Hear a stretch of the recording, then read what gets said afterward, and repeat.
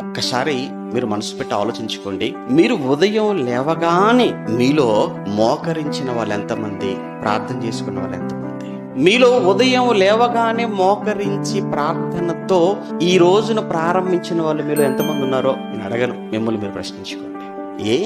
ఉదయం లేచి మోకరించి ప్రార్థన చేయకుండా ఒక రోజును మీరు ప్రారంభించారంటే దేవుడితో పనేంటిలే అనుకునేనా? అంటే దేవుని సహాయము లేకుండా, ఆయన అనుగ్రహము లేకుండా, ఆయన చిత్తము లేకుండా ఆయనకి ఎందుకు చెప్పేది అని ఎలా తను అర్థం చేసుకోవాలి? ఒకవేళ నిజంగా నీకు దేవుడు అర్థమై ఉంటే, ఆ దేవుడికి నీకు ఉన్న బంధం అర్థమై ఉంటే, నువ్వున్న స్థితి నీకు తెలుసుంటే, తప్పనిసరిగా ఉదయం లేవగానే నేను ఆయనతో మాట్లాడాకనే నేను ఈ రోజు ప్రారంభించాను. ఎందుకంటే ఈ రోజు అనేది నా జీవితంలోనికి తీసుకుని వచ్చిన వాడు ఆయన కదా.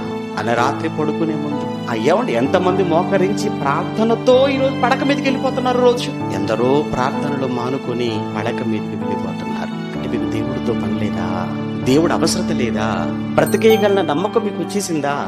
అంటే దేవుడితో మాట్లాడకపోయినా, దేవుడు వాక్యాన్ని వినకపోయినా, చదవకపోయినా, నేర్చుకొనకపోయినా, ప్రార్థన చేయకపోయినా నేను బ్రతకగలను అనేటువంటి ఆ నమ్మకం, ఆలోచన నీలో ప్రారంభమైందనంటే నీలో దీనత్వము లేదు.